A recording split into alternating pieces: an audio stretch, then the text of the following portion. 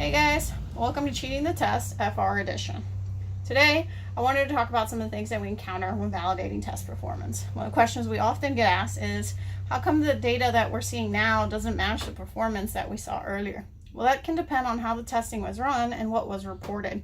So today I want to talk about the 3 most common things that we run into when validating performance. So we'll start with number 3, reporting the highest value that you can get from a specific piece of equipment. We see that a lot with viscosity, especially if you've got multiple rheometers in a lab. There's always the chance that some of them are going to read a little bit higher than others.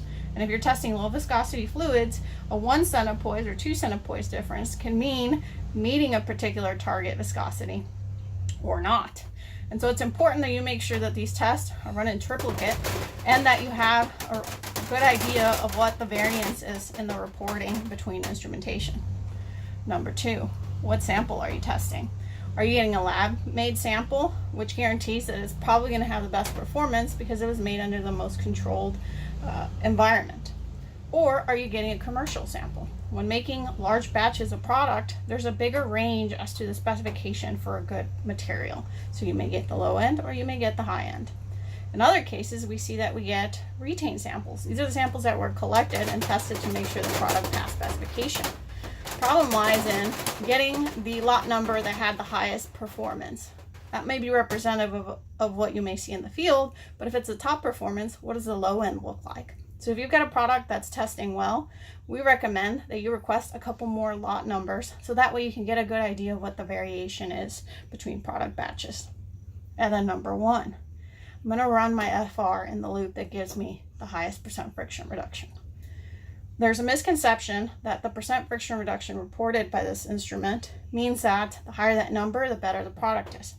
The reality is that number is more representative of the design of the equipment. There is no standard for friction loop, which means that I can have 3 different friction loops that are going to have different ways of reporting the data.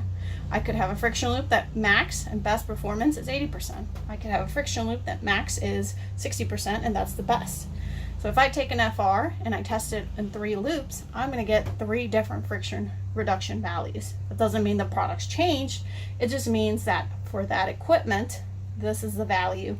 And if we're doing a comparison, we just need to make sure that all the tests are done on the same piece of equipment. It also means don't try to compare the results of one loop to another unless you're certain that the design is the same so that you can do a true apples to apples comparison. If you have more questions about testing or how Geochemica can help, visit our website or send us an email at info@geochemica.com.